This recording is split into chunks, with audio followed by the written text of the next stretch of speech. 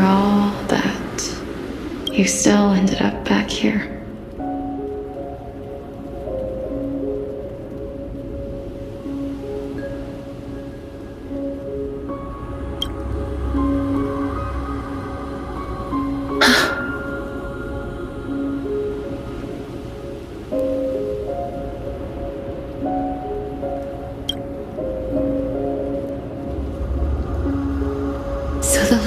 Were true.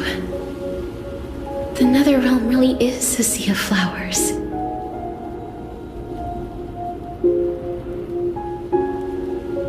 Yes.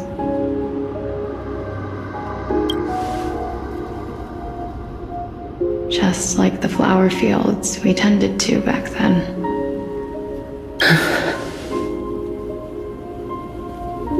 Is that you, Polyxia? Do you remember me? I don't have the memories from that time, but I've seen you before during an experiment. I see. Call me Thanatos, then. It'll be easier. However, since you recognize the name, you must already know everything about Thanatos, right? Yes. I'm here to reforge the order of life and death in Amphorius.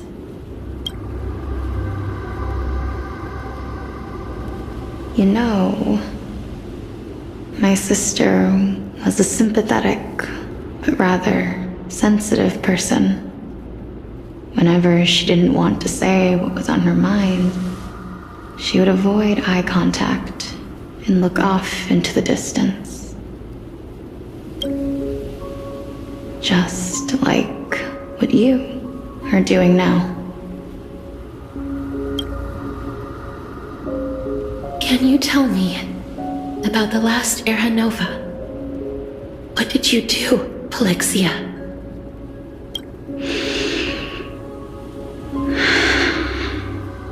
Where should I begin? I suppose we can start from the beginning. A long time ago, there were a pair of like-minded twins. As foretold in the prophecy, they were chosen to be successors to the god of death.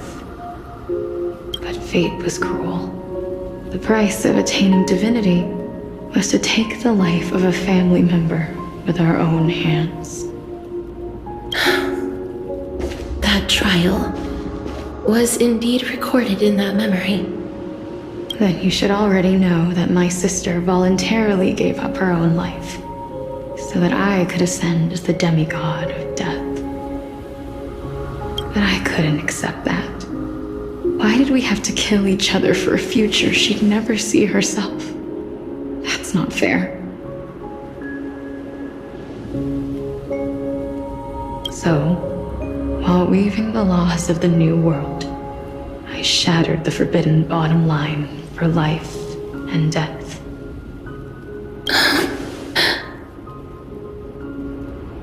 I reshaped my sister's soul and took the form of the great dragon Polyx to carry her up the River of Souls and back into the mortal realm.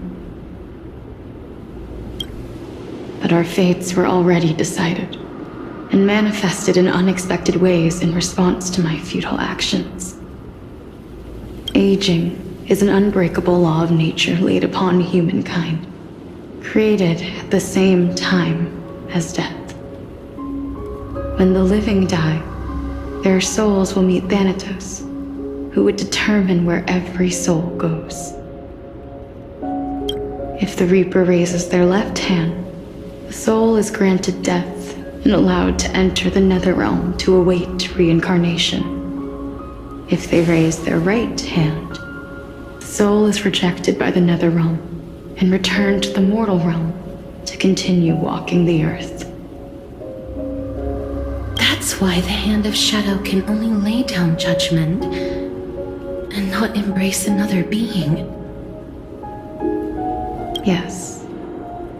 Death was originally a pair of hands, but they were split in twain when we reached the mortal realm, never to touch each other ever again. The half of Thanatos that represents life, the undying human who grants death, that was the curse I forced upon you. Then, what about you? As the half of Thanatos representing death, I shoulder the fate of defying death. I died the moment I entered the world of the living. From then on, my Titan also no longer existed in this world. The cycle of life and death stopped. Souls were denied their audience with death and were left stranded within an ever-rising river of the dead. What irony. My selfish desire to save your life gave you and the world a fate far worse than death instead. Then, what was left of my reason was left behind in the nether realm, where I've been taking care of these flowers day after day, until there is now a sea of them, all while mulling over the subject of life, death, parting, and enduring an endless loneliness. Fate is absurd indeed. Our lives were a mirrored image of one another, like a pair of hands. Even so, we arrived at the same destination. We walked different paths, yet experienced the same pain. I had hoped that maybe you would at least have a good life in this cycle. I'm sorry. I lived my life well. It didn't go to waste. As far as I'm concerned, you did nothing wrong. Even though I forced the authority of granting death to humanity upon you, a total stranger. Too many responsibilities were forced upon me in the course of this long journey. I was once lost, even upset. But I realized recently that if it weren't for your blessing, I wouldn't have understood the source of these emotions, nor would I have realized my purpose. I wouldn't have made it here to reunite with my missing half, and we wouldn't be discussing our past while sharing the same view of this landscape. I wouldn't have understood the meaning of our existence. The meaning of our existence. This sea of flowers blooms on dead land because we sowed it with the seeds of our separation and watered it with our tears of loneliness. Yes, the only thing death is allowed to create are flowers that bloom from blood and tears. That's why Thanatos cannot create living beings at will, nor can the Hand of Shadow determine a person's remaining days. Because the life and death of mortals should never be dictated by another's will. Are you saying there's no point in Thanatos' existence? No. No single being can bear the scales of life and death on their own, not even a god. Life and death weigh equally heavy. We both know that now, don't we? You, too, must have had a difficult life. We've taken quite the ridiculous journey together, haven't we? I had a feeling, even back then, that we would meet again one day. Not to embrace one another after a long separation, but to come in search of retribution. Tell me the answer that's already been written. And let us draw this seemingly endless fate to a close. It's been far too long. I've waited here for centuries, watching day after day as desperate spirits are denied by this lonely wasteland. I always hoped I would see you among them, but I was also afraid of seeing you. I didn't know how I could possibly face you again, but more than anything, I was afraid that you might have forgotten all about me. I know. But don't you see, Polyxia? I made it back anyway. You don't have to shoulder death's authority on your own anymore. It was always meant to be held in two hands anyway. So, let's give our core flame to him and have him take it back to the mortal realm. Give humanity back their cycle of life and death. Our responsibility as Thanatos was never about picking out favorite souls. We were only meant to watch over life. Let's tend the field together and create a warm sea of flowers for all the souls to come.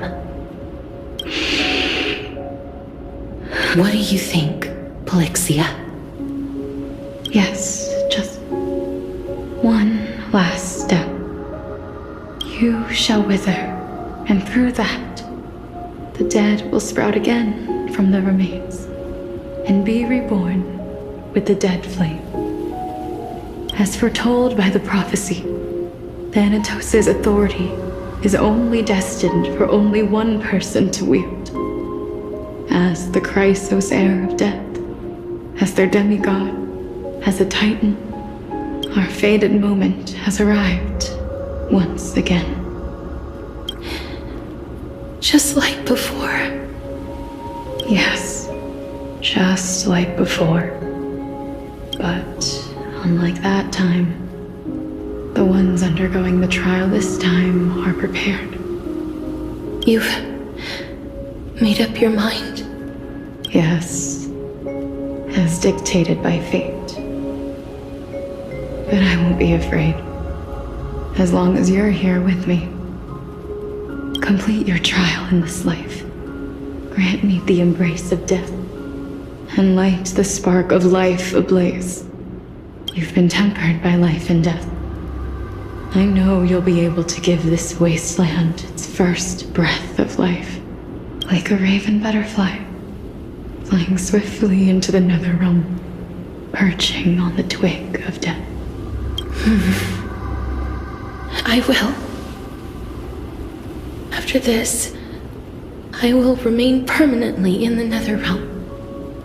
The river of souls shall return here and rain down from the sky, scattering souls across the earth. The cycle of life and death will flow once again. This sea of flowers you sowed shall bear countless joyous or sorrowful souls and bloom evermore.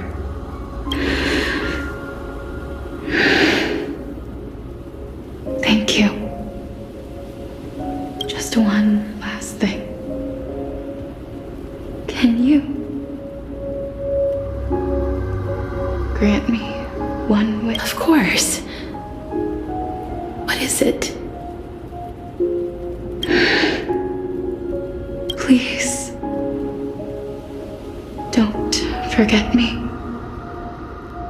I promise you. When we meet in the next world, even if I have endured another reincarnation, even even if we do not know each other's names. I will still hold you tightly in my arms, just like what I did when we were born. Castorice. Castorice. You're as beautiful as a fleeting butterfly.